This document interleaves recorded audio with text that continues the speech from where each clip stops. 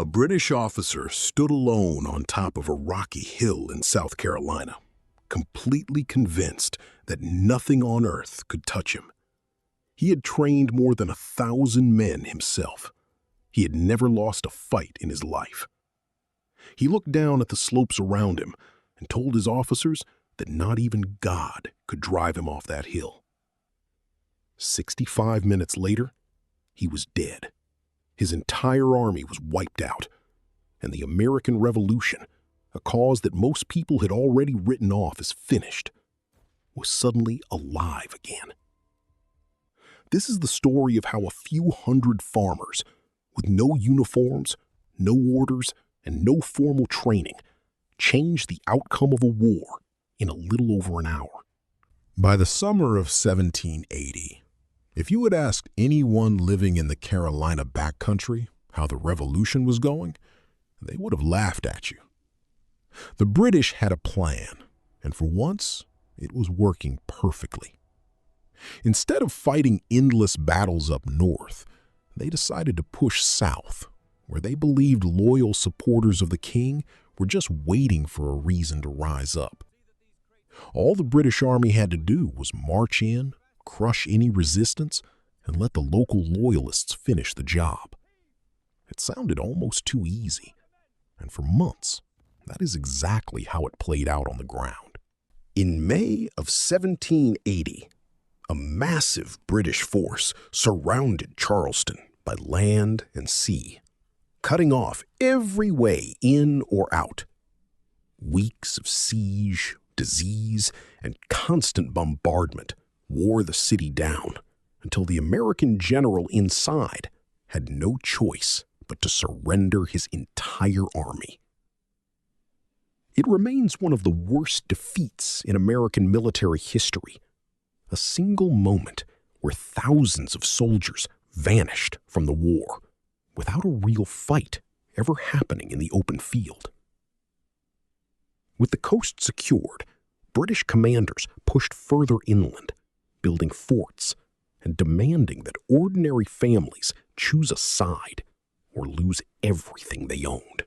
Then came Camden in August, where the newly formed Southern American Army collapsed almost instantly.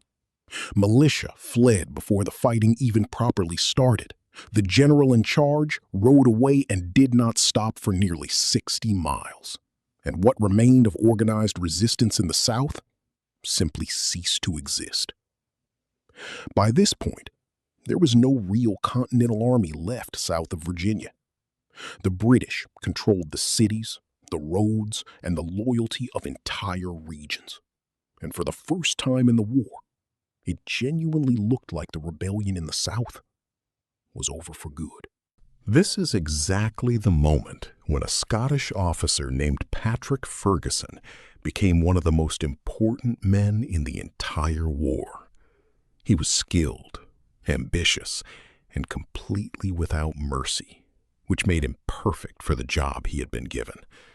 His task was simple: recruit loyal colonists, train them properly, and use them to crush any rebel activity along the western edge of British territory.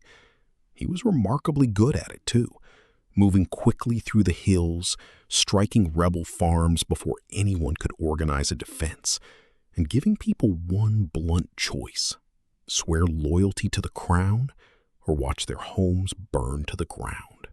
Ferguson built something genuinely impressive out of ordinary shopkeepers and farmers, teaching them to march in formation and fight with bayonets like real soldiers. But success made him overconfident, and that overconfidence pushed him to make one decision that would unravel everything he had built. He sent a message across the mountains to a group of frontier families living far to the west, people who had mostly ignored the entire war up until then.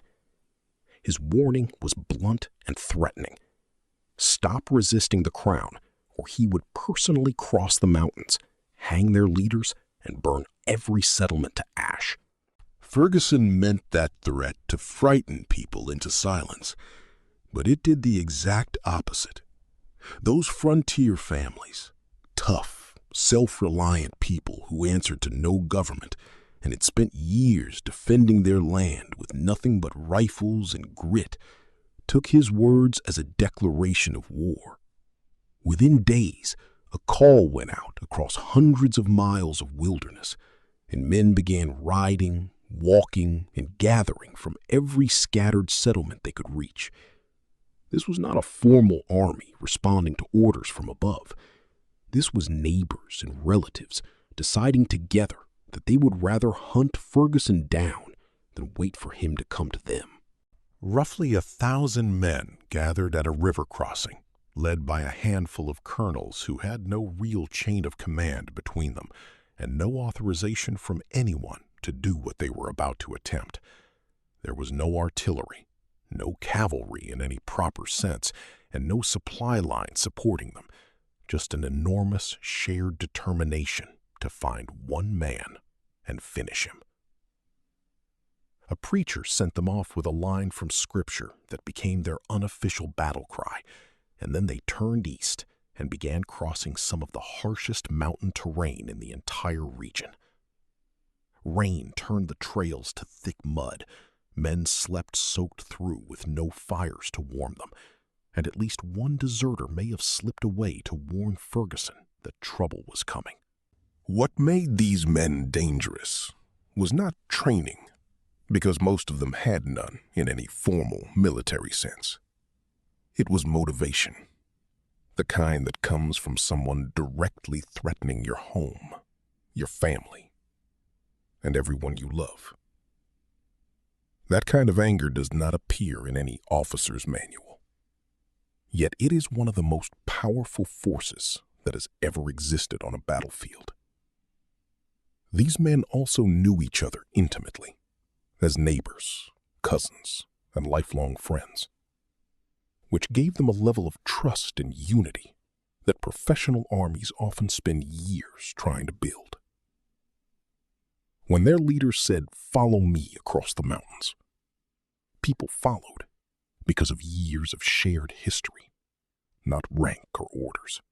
As they pushed forward, more men joined along the way until the combined force reached roughly 1,400 fighters. Realizing they were too slow and Ferguson might slip away entirely, the colonels made a bold call, selecting 900 of their fastest riders to push ahead through the night, while the rest followed behind as quickly as possible. It was an enormous gamble, because if their information about Ferguson's location was wrong, those 900 exhausted men would be stranded deep in hostile territory with absolutely no backup. They rode anyway, through steady rain and thick mud, falling asleep in the saddle and catching up on foot whenever they slipped off their horses. By the next morning, scouts confirmed that Ferguson had set up camp on a modest, flat-topped ridge that barely rose above the surrounding land, a spot he was convinced was completely unbeatable.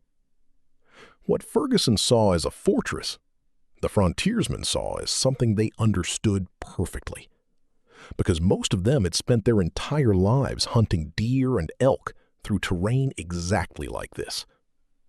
They carried long rifles that could hit a target from 200 yards away, while Ferguson's men were armed with muskets, barely effective past 80 yards. The math of that mismatch alone was already deciding the outcome before a single shot had even been fired. When the attack began that afternoon, the frontiersmen surrounded the hill from every direction at once and moved uphill through the trees like hunters stalking prey, because that is essentially what they were doing. Ferguson's men fought back the only way they knew how, forming lines and charging downhill with bayonets fixed. And at first, those charges genuinely worked, pushing the attackers back into the forest. But instead of breaking and running the way a normal militia might, these men simply melted back among the trees, reloaded, and climbed right back up the slope again and again. Every single bayonet charge solved one problem for the loyalists: while creating several new ones, because it only exposed them further to rifle fire pouring in from every other side of the hill. Ferguson rode across the summit on horseback the entire time, blowing a silver whistle, rallying his men, and personally leading counterattacks even after his sword was shot clean out of his hand.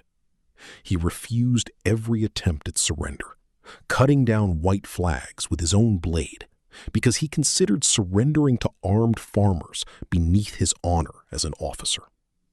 That stubborn pride eventually killed him when he tried to break through the lines on horseback and was struck by multiple rifle balls almost simultaneously. His body dragged across the rocky ground after his foot caught in the stirrup. Within about 65 minutes from the very first shot, his entire force of over 1,000 men had been killed, wounded, or captured, while the frontiersmen lost fewer than 100 men total. The effect on the wider war was immediate and enormous. The British commander overseeing the entire southern campaign was reportedly so shaken by the news that he halted his advance completely and retreated for nearly 3 months to regroup. Loyalist recruitment across the region collapsed almost overnight because people who had been considering joining the crown suddenly understood that fighting for the king could get you killed just as easily as fighting against him. That single stretch of stolen time gave American leadership the room it desperately needed to bring in a brilliant new commander for the South, one who would slowly wear the British Army down over the following year through patience rather than brute force. It all eventually led to a British surrender at Yorktown almost exactly 1 year later, closing out the war for good. What makes this story so remarkable is not just the outcome, but who actually delivered it. There was no general in charge, no government issuing commands, and no formal army behind any of it. Just ordinary people who had been personally threatened and decided to do something about it together. They marched through freezing rain, crossed brutal mountain terrain, and destroyed a professional fighting force in about the time it takes to watch a single episode of television. Most people today have never even heard of this battle, yet it may have quietly saved the entire revolution at the exact moment when almost everyone had already given up on it.